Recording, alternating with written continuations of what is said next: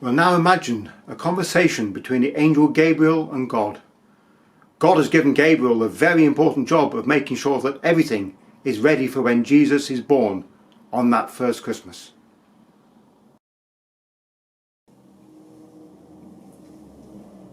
Gabriel! Yes, my lord? Is everything ready for the birth of my son? Yes, Lord, everything's ready.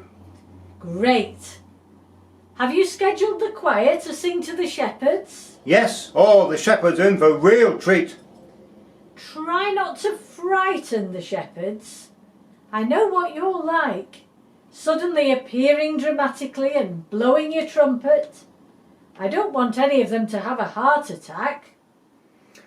I don't mean to frighten people, it just sort of happens really. I tell them not to be afraid. I know. And what about the star? Have you arranged that with the Celestial Bodies team? Yes, all sorted. But are you sure those wise men will really travel hundreds of miles on camels just because of a star? Don't worry, they will. Just doesn't seem very wise to me. Did your meeting with Mary go okay? Oh yes, what a lovely young lady.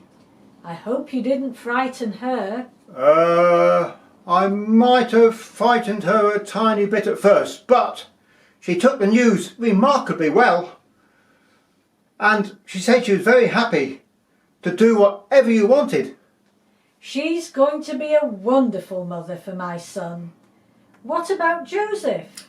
Well, as you can imagine, he wasn't exactly happy when he found out that Mary was expecting, and he was going to call off the wedding. But I spoke to him in a dream and explained the situation, and the wedding's back on.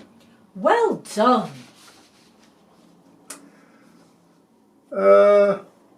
Lord?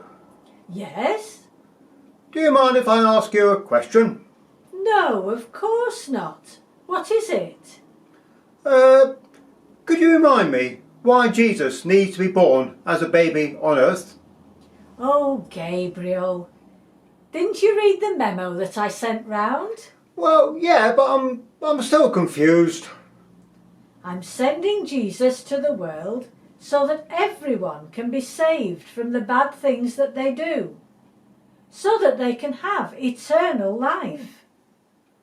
But if Jesus has to go to earth, wouldn't it be better as a fully grown man on chariots of fire with armies of angels?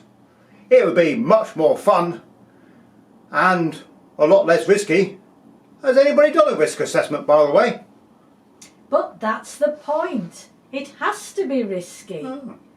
Jesus has to go as a vulnerable baby and live as a man and die as a man. Otherwise it won't work. It's all part of the big picture. Do you understand now?